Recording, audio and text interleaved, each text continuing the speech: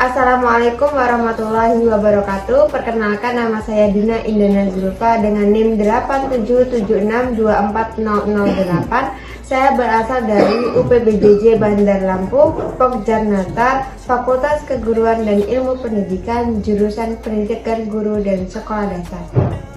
Pada hari ini saya akan melakukan tugas mata kuliah PDGK 4107 Praktikum IPA di SD pada modul 3 tentang makanan dengan judul praktikum uji makanan, yaitu uji karbohidrat dan uji lemak. Tujuan percobaan kali ini adalah untuk dapat mengidentifikasi bahan makanan mana sajakah yang mengandung karbohidrat dan lemak.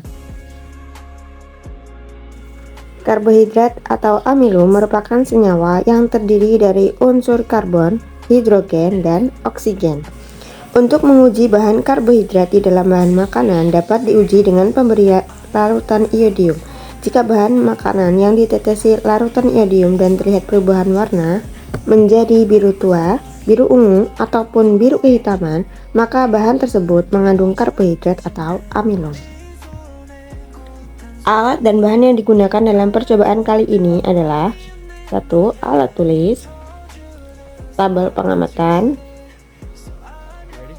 kentang, tepung terigu, buah apel, buah pisang, margarin, biskuit, putih telur, tahu putih, nasi, gula pasir, dan larutan iodium.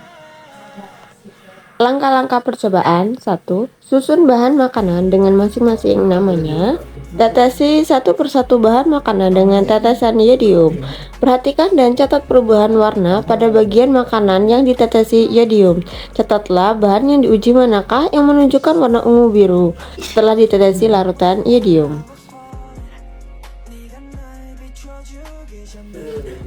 Catatlah semua hasil pengamatan ke dalam lembar kerja. Kesimpulan dari hasil pengamatan, ternyata bahan yang mengandung zat karbohidrat atau amilum adalah: yang pertama adalah kentang. Kentang awalnya berwarna kuning, namun setelah ditetesi larutan iodium berubah menjadi ungu kebiruan. Yang kedua adalah tepung terigu. Tepung terigu awalnya berwarna putih terang, namun setelah ditetesi larutan iodium berubah menjadi ungu kebiruan.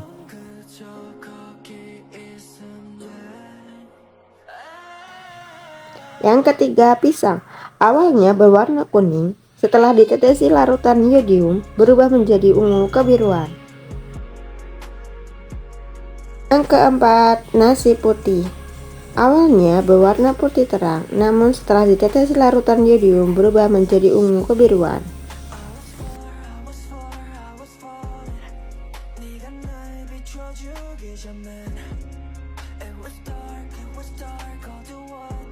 Yang kelima, biskuit. Awalnya berwarna kuning, setelah ditetesi larutan iodium berubah menjadi ungu kebiruan. Hal-hal tersebut terjadi dikarenakan reaksi antara zat iodium dengan zat-zat amilum, sehingga menyebabkan perubahan warna menjadi ungu sampai kebiruan. Jadi, dari 10 bahan makanan yang ada, terdapat 5 bahan makanan yang mengandung amilum paling tinggi, yaitu kentang, tepung terigu, pisang, biskuit, dan nasi. Lemak merupakan salah satu zat makanan yang berfungsi sebagai cadangan energi serta melindungi organ-organ tubuh. Pengujian lemak dapat dilakukan dengan metode kertas buram atau uji noda transparan. Bahan makanan yang mengandung lemak akan meninggalkan bekas noda bening pada kertas. Semakin jelas noda transparan yang terlihat, maka semakin tinggi kandungan lemak dalam bahan makanan tersebut. Alat dan bahan untuk percobaan kali ini adalah kertas sampul, 2 sedotan, senter, lilin dan sendok, wortel, margarin, jagung, santan, air susu, minyak, air biasa, seledri, singkong kering, buah pepaya, kemiri, dan kacang tanah. Langkah-langkah percobaan pada kali ini ialah teteskan air pada kertas sampul yang telah diberi label menggunakan sedotan. Kemudian ratakan pada kertas.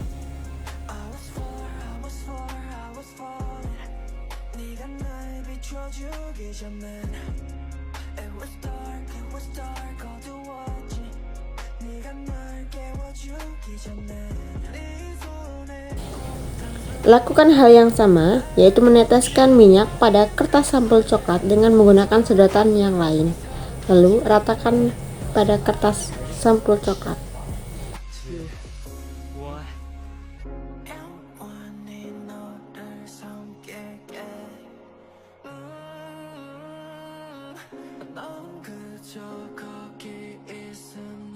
Teteskan susu pada kertas sampul coklat seperti yang dilakukan pada minyak dan air. Ratakan pada kertas coklat.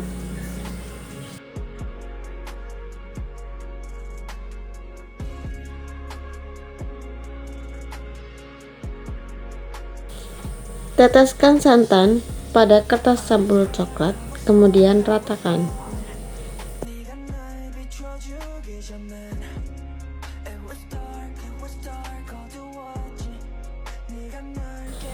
Usapkan buah pepaya pada kertas sampul coklat.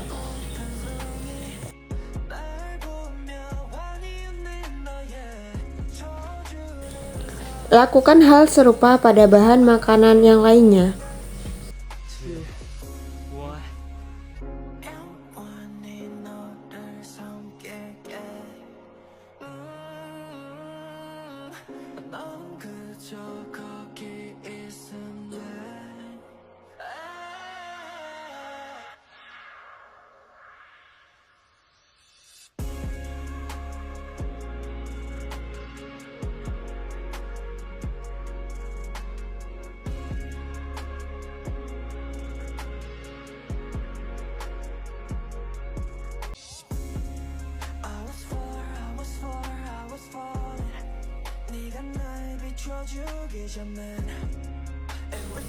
Untuk margarin, cairkan margarin menggunakan sendok dan panas lilin, kemudian usapkan pada kertas sampul coklat.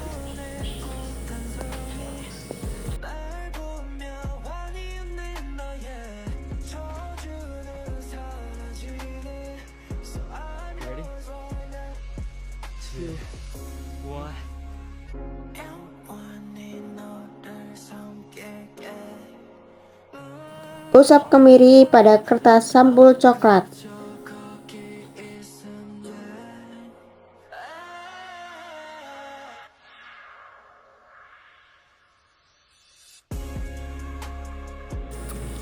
Setelah semua selesai, diamkan dan tunggu 10 menit. Setelah 10 menit, amati kertas coklat satu persatu menggunakan senter. Dimulai dari air yang ternyata tidak meninggalkan bekas, minyak yang meninggalkan bekas,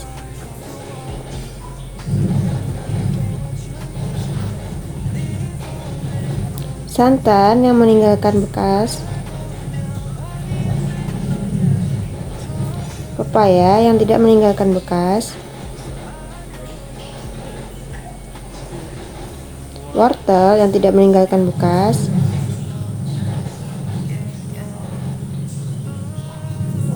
kacang tanah yang meninggalkan bekas, margarin yang meninggalkan bekas, singkong yang tidak meninggalkan bekas, susu yang meninggalkan bekas, jagung kering yang tidak meninggalkan bekas, kemiri yang meninggalkan bekas, seledri yang tidak meninggalkan bekas. Kesimpulannya, Hal tersebut terjadi dikarenakan lemak bersifat hidrofobik dan tidak volatil, sehingga dapat meresap dan mengisi pori-pori kertas. Pengisian tersebut mengurangi hemburan cahaya pada serat kertas, sehingga area yang mengandung lemak tampak translusen ketika diterangi. Bahan makanan yang mengandung lemak akan meninggalkan noda transparan pada kertas. Semakin jelas noda yang terbentuk, maka semakin tinggi pula kandungan lemak pada bahan makanan tersebut. Seperti pada percobaan yang telah dilakukan, contoh bahan makanan yang mengandung lemak adalah minyak, santan, margarin, kemiri, susu, dan kacang tanah.